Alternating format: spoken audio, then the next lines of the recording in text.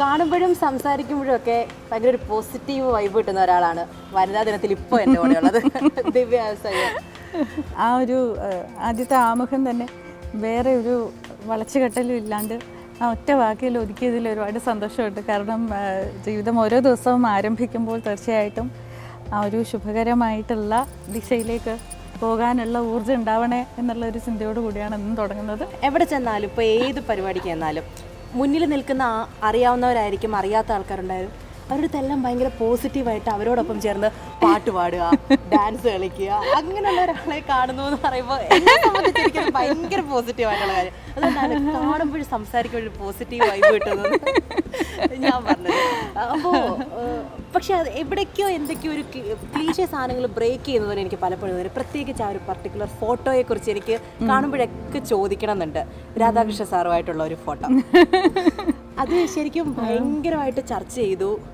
കാണുമ്പോഴും അത് സന്തോഷം നൽകുന്ന ഒരു ഫോട്ടോ ആണ്. പക്ഷേ ഏതൊക്കെയോ തലത്തിൽ അത് ചർച്ചയായി പോയ, അനുകൂലിച്ചും പ്രതികൂലിച്ചും ഭയങ്കര തരത്തിൽ ചർച്ചയായി പോയ ആ ഒരു ഫോട്ടോ എന്തുകൊണ്ടായിരിക്കും നമ്മുടെ സമൂഹത്തിൽ വലിയ രീതിയിൽ ചർച്ചയായിരുന്നു? ഒന്ന് വളരെ അപ്രതീക്ഷിതമായിരുന്നു. നേരത്തെ പൂജ പറഞ്ഞതുപോലെ നമ്മൾ ഓരോ നിമിഷവും ഓരോ ക്ഷണവും നമ്മുടെ അകവും പുറവും സത്യസന്ധമായും സുതാര്യമായും നിലനിർത്തുക എന്നുള്ളത് മാത്രമേ ഞാൻ എൻ്റെ ജീവിതത്തിൽ ചെയ്തിട്ടുള്ളൂ.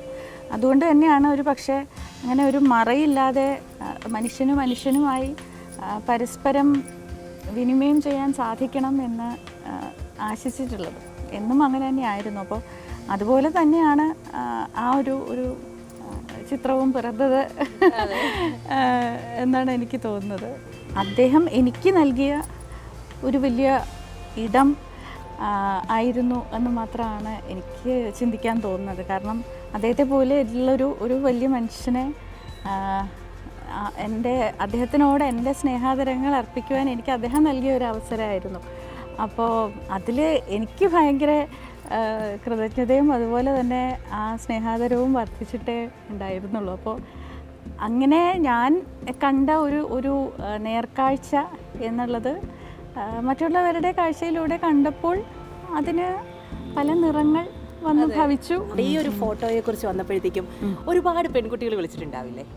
അതെ അതെ, വിളിക്കുകയും മെസ്സേജ് അയക്കുകയൊക്കെ ചെയ്തിട്ടുണ്ടായിരുന്നു. അപ്പോൾ കുറച്ച് പേര് എന്നോടിങ്ങനെ പറയുന്നുണ്ടായിരുന്നു, ഇതുപോലത്തെ അവസരങ്ങൾ എൻ്റെ ജീവിതത്തിലും ഉണ്ടായിട്ടുണ്ട്.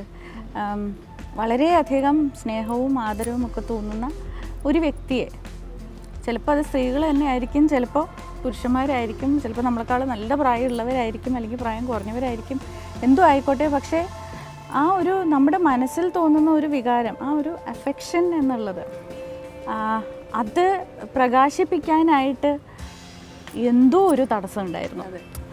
ആ ഒരു വിമുഖത, ആ ഒരു പുകമറയൊന്ന് മാറ്റുക എന്ന് പറയുന്നത് എന്നെക്കൊണ്ട് ആ നിമിഷത്തിൽ സാധിച്ചില്ല എന്നുള്ളത് ഇപ്പോഴും ഞാൻ ഒരുപാട് റിഗ്രറ്റ് ചെയ്യുന്നുണ്ട് എന്ന് പറഞ്ഞ കുറച്ച് സ്ത്രീകളുണ്ടായിരുന്നു. അപ്പോൾ ഈ ഒരു രീതിയിൽ ഒരുപാട് സ്ത്രീകൾ എന്നോട് ഒരു തുറന്നു പറച്ചില്ല എന്നുള്ള ഒരു രീതിയിൽ പറയാൻ ശ്രമിച്ചു എന്നുള്ളതായിരുന്നു എന്നെ സംബന്ധിച്ചിടത്തോളം ഒരു പക്ഷേ ആ ഒരു അനുഭവത്തിൽ നിന്നും എനിക്ക് ലഭിച്ച ഏറ്റവും വലിയൊരു പാഠം. അപ്പോൾ അതുപോലെ തന്നെ അതിനുശേഷം കുറേ പേർ എന്നോട് ഈ ഇടയ്ക്ക് പോലും ഞാനൊരു ചടങ്ങിന് പോയപ്പോൾ എന്നോട് കുറച്ച് ചേച്ചിമാരിങ്ങനെ എന്നോട് വന്നിട്ട് പറഞ്ഞിട്ടുണ്ടായിരുന്നു, ഞങ്ങളുടെയും സ്വന്തം സാറാണ്. അപ്പോൾ മാഡം അന്നത്തെ ആ ചിത്രം കണ്ടപ്പോൾ ഞങ്ങൾക്ക് ഓരോരുത്തർക്കും ഞങ്ങൾ തന്നെയാണ് അതെന്ന് തോന്നുകയായിരുന്നു എന്നിങ്ങനെ പറഞ്ഞിട്ടുണ്ടായിരുന്നു. അപ്പോൾ അതും എന്നെ സംബന്ധിച്ചിടത്തോളം സ്ത്രീകൾക്ക് വേണ്ടി ഒരു നിലപാടെടുക്കുന്നു എന്നുള്ളതും ആ ഒരു മാനത്തിലേക്ക് അത് പോയി എന്ന് എനിക്ക് തോന്നുന്നു. അപ്പം പിന്നെ എല്ലാ കാര്യത്തിലും ഈ പറഞ്ഞ പോലെ നെഗറ്റീവ് കാണണം എന്നുള്ളവർക്ക് കാണാൻ പറ്റും. അപ്പോൾ അത് അവരവരുടെ അഭിപ്രായ സ്വാതന്ത്ര്യത്തിൽ മാത്രമേ ഞാൻ കണ്ടിട്ടുള്ളൂ. ശരിക്കും നമ്മൾ ഒരു ഫോട്ടോ അതിനെക്കുറിച്ച് ശരിക്കും സിമ്പിൾ കാര്യമല്ലേ? ശരിക്കും പറഞ്ഞാൽ സിമ്പിൾ കാര്യമാണ്. വലിയ വലിയ കാര്യങ്ങളെ കുറിച്ച് നമ്മൾ സംസാരിക്കുമല്ലേ വനിതാ ദിനത്തിൽ. ഇന്ന മേഖലകൾ കൈയടക്കുന്ന സ്ത്രീകളെ കുറിച്ച് നല്ല കാര്യമാണ്. ഒരുപാട് പുരോഗതി ഉണ്ടായിട്ടുണ്ട്. പക്ഷേ മാറ്റം വരേണ്ട ഇതേപോലത്തെ ചെറിയ ചെറിയ കാര്യങ്ങളുണ്ട്. തീർച്ചയായിട്ടും നമ്മളിപ്പോൾ ചെറിയ കുട്ടികൾ മുതൽ, എനിക്കൊരു മകനാണ്. അപ്പോൾ അവൻ ഇപ്പോൾ 5 വയസ്സ് കഴിഞ്ഞു. അവൻ ചെറുപ്പത്തിലേക്ക് എനിക്ക് തോന്നുന്നു കുറച്ച് കരച്ചിലൊക്കെ ഉണ്ടായിരുന്ന ഒരു പ്രായത്തിൽ 2 വയസ്സിലൊക്കെ ആയിരുന്ന സമയത്ത് എനിക്ക് ഓർമ്മയുണ്ട്, ചിലപ്പോൾ ആരെങ്കിലുമൊക്കെ വീട്ടിലേക്ക് ആ സമയത്ത് വരികയാണെന്നൊക്കെ ഉണ്ടെങ്കിൽ ചിലപ്പോൾ ഇങ്ങനെ നീ ഒരു ആൺകുട്ടിയല്ലേ എന്തിനാ ഇങ്ങനെ കിടന്ന് കരയുന്നത് എന്നുള്ള ഒരു കമൻറ്റ് ഞാൻ കേട്ടിട്ടുണ്ട്. അതിപ്പോൾ എൻ്റെ വീട്ടിലൊന്നും മാത്രമല്ല ഒരു പക്ഷേ സമൂഹത്തിലൊക്കെ നമ്മൾ കേൾക്കുന്നൊരു കാര്യമാണ്. അതുപോലെ തന്നെ ആളുകളുടെ മുന്നിൽ വെച്ചിട്ട് ഒച്ചത്തിൽ ചിരിക്കുന്ന അട്ടഹസിക്കുന്ന പെൺകുട്ടികളെ ഇന്നും കുറച്ച് പേരെങ്കിലും എന്തോ അവർ തെറ്റി എന്നുള്ള രീതിയിൽ കാണുന്നുണ്ട്. അപ്പോൾ അവിടെയാണ് നമ്മുടെ യഥാർത്ഥ പ്രശ്നം. ശരിക്കും ആൺകുട്ടികൾ കരയുന്നതും സ്വാഭാവികമാണെന്ന് കരുതാൻ ആളുകൾക്ക് വയ്യ, പെൺകുട്ടികൾ ചിരിക്കുന്നതും സ്വാഭാവികമാണെന്ന് കരുതാൻ ആളുകൾക്ക് വയ്യ. അപ്പോൾ മനുഷ്യർക്ക് എല്ലാവർക്കും സാർവജനീയമായിട്ടുള്ള ഒരു കാര്യം എന്താണെന്ന് വെച്ചാൽ നമ്മുടെ ഈ പറയുന്ന ഓരോ കോശത്തിലിരിക്കുന്ന ജലത്തിൻ്റെ കണികയും നമ്മുടെ മനസ്സിൻ്റെ ഉള്ളിലിരിക്കുന്ന വികാരത്തിൻ്റെ കണികയാണെന്ന് ഞാൻ പറയും. അപ്പോൾ അതിൽ ശരിക്കും പറഞ്ഞാൽ ഒരു മാറ്റവും വരുന്നില്ല.